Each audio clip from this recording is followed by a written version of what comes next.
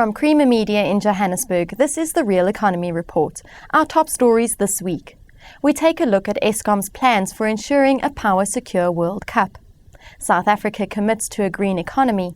And the world's largest industrial group wins a contract to supply switchgear solutions for Eskom's Medupi. The load-shedding crisis of 2008 sent shudders through the football world as the 2010 FIFA World Cup loomed. But Eskom's Erica Johnson said this week that she was now confident that the tournament would be blackout-free, with the country's neighbours and Eskom's key industrial customers also ready to play their role. If we should have an energy challenge, the Southern African power pool support by being able to import, or our key industrial customer load reduction.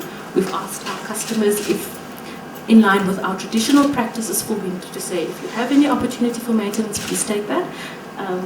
That is the traditional tariff signal sends that. And then specifically this year we've said there's 2010 World Cup, what would happen if we have a challenge, could you help us? And they've certainly indicated an amount of power if we should have any challenges, and I think that is something which we're very appreciative of.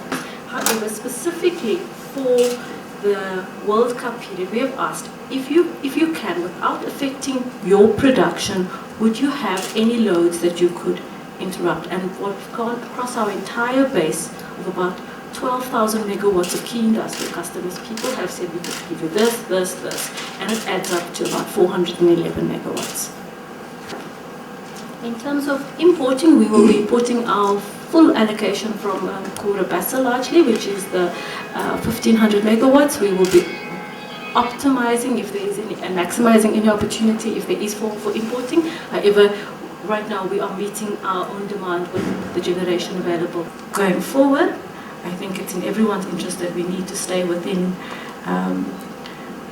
the power system constraints that does exist as a country. We are tight, and we consistently will be tight. We need to save energy, and I think that if we work together as well, that will be the next big legacy. We will be able to manage a tight power system until it's finally increased in size by the Medupi and Kusile. Will be a very big achievement and legacy going forward.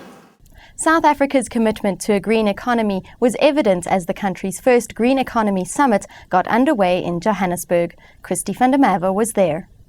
South Africa needs to develop strong capacity in green technologies and industries. One of the most important elements of the new growth path is the green economy, and the enormous potential that it holds for creating decent work opportunities and lifting the rate of economic growth.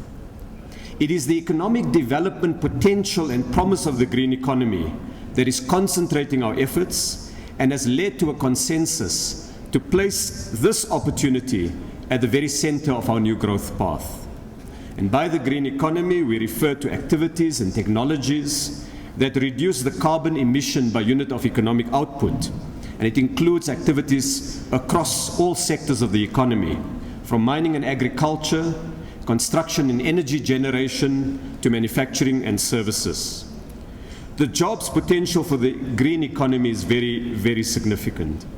A greener economy will also provide the competitiveness for the export economy, as green concerns increasingly influence standard setting and access to export markets. If South Africa is to capture only 2% of the estimated global green economy in the next 5 years, we can expect to create up to 400,000 jobs in energy, in manufacturing, in agriculture, mining, and services. The summit participants will produce a green economy plan by the end of July 2010.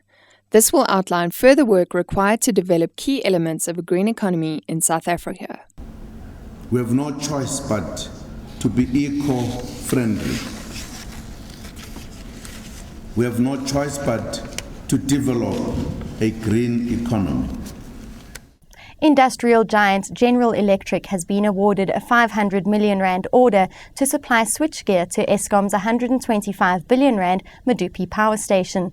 The group's industrial solutions in South Africa GM Ross Boyd explains what it means for the power station, for GE, and for South Africa's industrialization aspirations.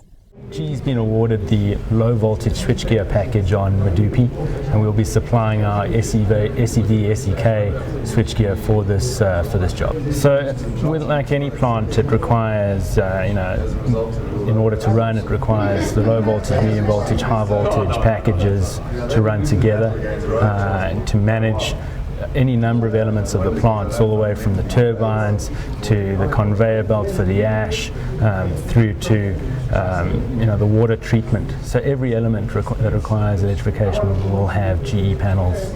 So we'll start producing the first units in South Africa from September onwards. We're already preparing ourselves. It's a significant increase in volume for us, and so we're preparing our plant accordingly.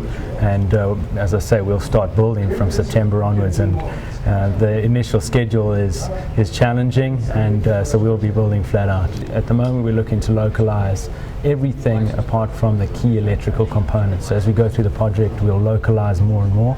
And it does, for us, the investment is significant, 10 million rand to start, and then we'll work alongside our suppliers and we estimate a further 10 million rand of investment to bring them up to the level to supply it to us. And now for a sneak preview of this week's Engineering News magazine. Read this week's cover story where South African crane companies admit they're in need of a lift as economic recovery remains elusive. The developers of a new small-scale solar energy project in the Karoo have big scale-up plans for the micro-solar plant. And airline maker Airbus says that its A380 production is right on track. And in Mining Weekly this week, in our cover story, we report that Zimbabwe is anxious to reclaim its former mining glory, but obstacles still exist.